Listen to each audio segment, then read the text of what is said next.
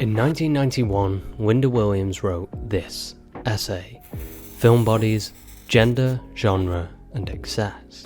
So what happens in this essay is she looks at how her son categorizes films. She looks at genre through the lens of her son. Now, for her young son at the time, he thought of films in one simplistic way. How did they make him feel? As a result, he only wanted to go to the cinema to see what he called gross films. These are films that made him feel internally gross. And now this was a category of different films. It was either films that made him feel sad, films that were about kissing, or films that were scary.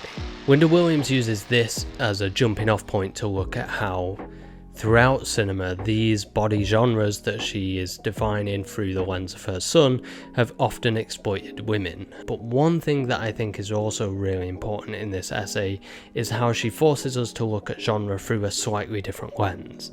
How films physically make us feel as opposed to how they look on screen or the narrative tropes that they follow. Now, when we start to categorize genre based on films on how they make us feel, then we start to explore the category of cinema in a slightly different way. So if we take those kind of body genres, those gross genres, and we look beyond that to some other films and how they make us feel, then one category I think is really interesting is suspense films. Filmmakers that focus on trying to make us as a viewer tense and stressed.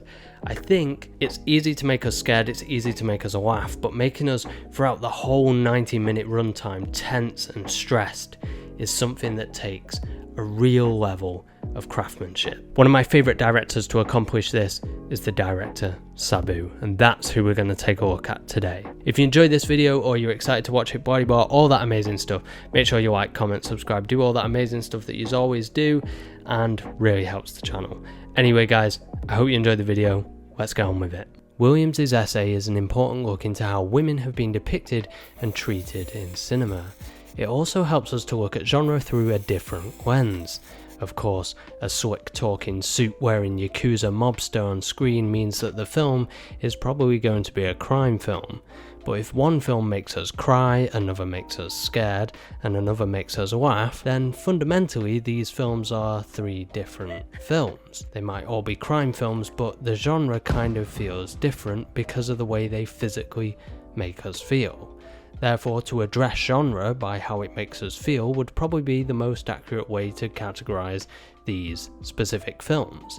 Films that make you laugh, cry, scared, shocked, tense, uneasy. These feelings can define a film for the viewer, and sometimes a director bases their entire filmography off the idea of making an audience feel a certain way. One of these directors is Sabu. Like Hitchcock, Sabu's career is based on suspense, and his films, like no other, create a foreboding sense of stress and tension. But who is Sabu? Okay. This is the Midnight Eye Guide to New Japanese Film. It's Tom Mes and Jasper Sharp, so two iconic names when it comes to film criticism and Japanese cinema. They have a chapter in this book about Sabu, and there is specifically in the opening page, there is something that I think kind of categorizes his filmography as a whole. Over the past decade, he has proven himself to be one of the most popular and dependable directors working in Japanese cinema. Both at home and perhaps to an even greater extent abroad, he has gained a legion of fans through his unique approach of developing and refining a trademark style of wild and free-form, quirky action comedies populated by characters who hurtle headlong through squirming narratives, steered more by the forces of incidents and coincidence than their own individual actions. Sabu's films are reckless charges to who knows where, in which the ride is more important than the destination. I think this idea that the journey is more important than the destination is key to his films, and today we're going to take a look at specifically one film and one scene where I truly believe he shows how the craftsmanship of cinema can create this idea of suspense, and how it ultimately falls then into being a pretty gross film. Watching a Sabu film feels like watching a candle burn at both ends. There's a relentless, almost absurd escalation of events where everything that can go wrong does indeed go wrong. What makes it even more stressful is that the characters are often completely unaware of the chaos that's building around them. Take the Postman Blues from 1997 as an example. Here the protagonist, Ryuichi, goes about his day as a regular postman, oblivious to the fact that his every innocent action fuels the police's false belief that he's involved in a serious criminal operation. The audience, us, the viewer, knows he's innocent. The audience knows he doesn't even realise he's being investigated. But we also know that at some point, these two threads are about to clash. And it's this tension that creates the core of what makes a Sabu film so captivating. Now, in most stories, plots tend to follow a linear path. A single A plot often carries the narrative. In some cases, there might be a secondary B plot, like the structure of your typical sitcom, where two separate narratives run side by side without affecting each other too much. Regardless, this means that the way this narrative would often look is a straight line. You go from A to B, or A runs alongside B. Regardless, you have a straight line. With Sabu, however, his plots feel like two trains headed straight toward one another. Every action, no matter how small, propels both narratives closer to an inevitable collision. It's this unavoidable impact that defines his storytelling. If you were to draw his, it would be A travelling towards B. You can feel the collision building from the very first scene, and that anticipation makes his films, to borrow Linda Williams' son's term, gross. They evoke a visceral reaction, one of stress, tension, and dread. If I had to pick the perfect example of this style, it would be Dangan Runner from 1996. In Dangan Runner, the story starts with a small, almost laughable mistake. A man desperate to rob a convenience store panics and fails miserably. In all of Sabu's films, most of the protagonists fail at what they initially intend to do. Instead of making off with any money, he finds himself fleeing down the streets of Tokyo. The shopkeeper, furious, takes off after him, and soon a young Yakuza member who knows the shopkeeper gets twisted in the chase as well. It's a whole palaver that you need to watch to understand it, and I don't want to boil down this video into explaining the ins and outs. And honestly, it's fun to watch it unfold and how they end up running after each other, so go away and make sure you watch the film. Regardless, what begins as a simple crime spirals into a wild, interconnected series of events, with each character's past and present choices pushing them closer to disaster. The entire film is these three characters running. Yes, it's a film about people running, but the entire time we know that everything else is catching up to these characters. The police, other Yakuza gangs, no matter how fast they can run, can't outrun the Sabu narrative. But for Sabu, it's not just a narrative trick. It informs every aspect of how he constructs a film. I want to take a look at a specific scene in this film, where the running aspect is fully established and now that other various gangs and governmental bodies are mobilising to deal with the issue. Now, within the narrative of the three people running, they don't know that everyone else is also out to get them, but we, as the audience, do. And it's in this scene here that this begins to unfold.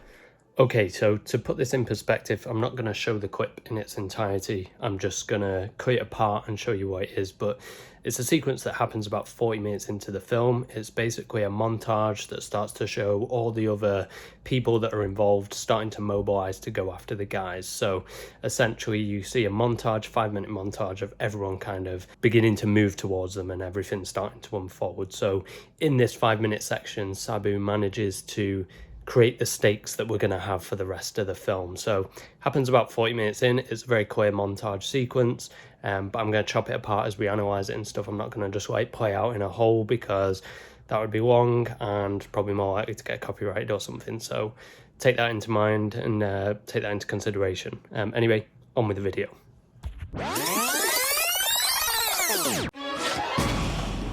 So I want to watch this scene. I want us to watch this scene and how it pans out. Now at this point in the film, as I mentioned, we've established the running.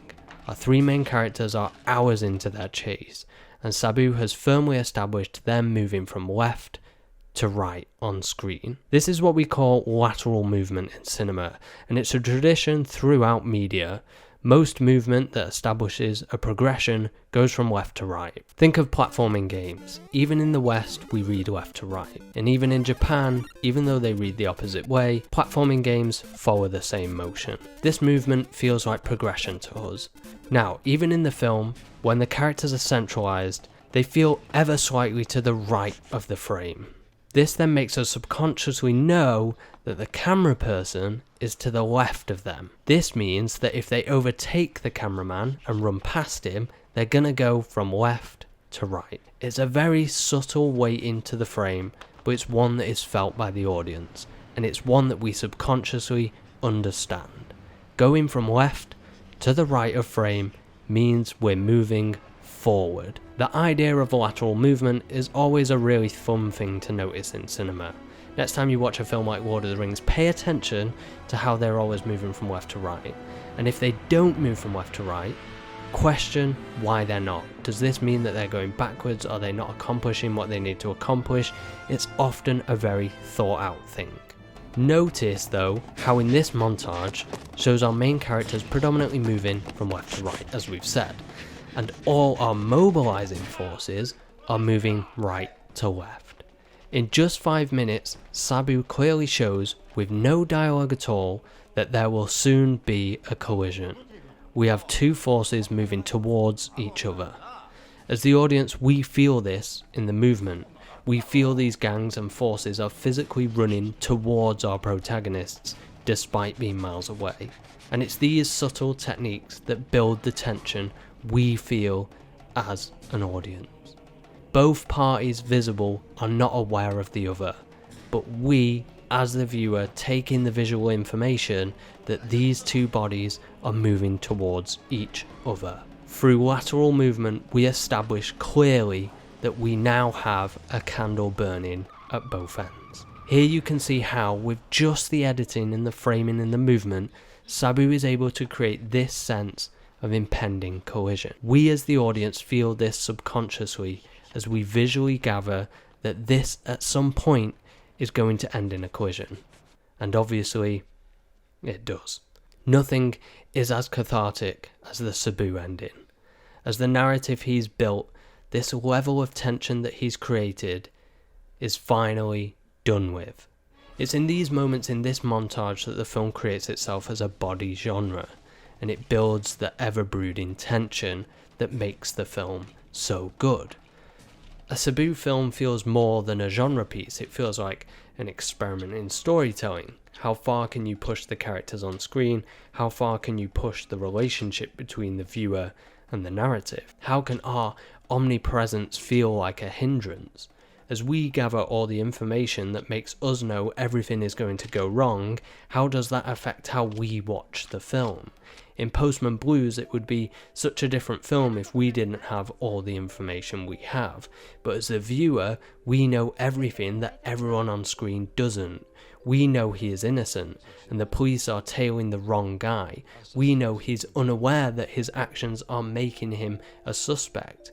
We scream internally in frustration, yet we can't do anything about it.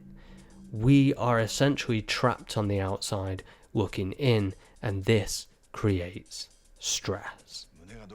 And that, guys, is the amazing filmmaking of Sabu. Ultimately, this film feels gross because it makes us tense and stressed throughout it, but as a result shows the pure craftsmanship that is Sabu. Anyway, guys, if you enjoyed this video, please like, comment, subscribe, and I hope you enjoyed it. Do all that amazing stuff you do, share it around, it means a lot. And anyway, guys, I'll see you guys next time.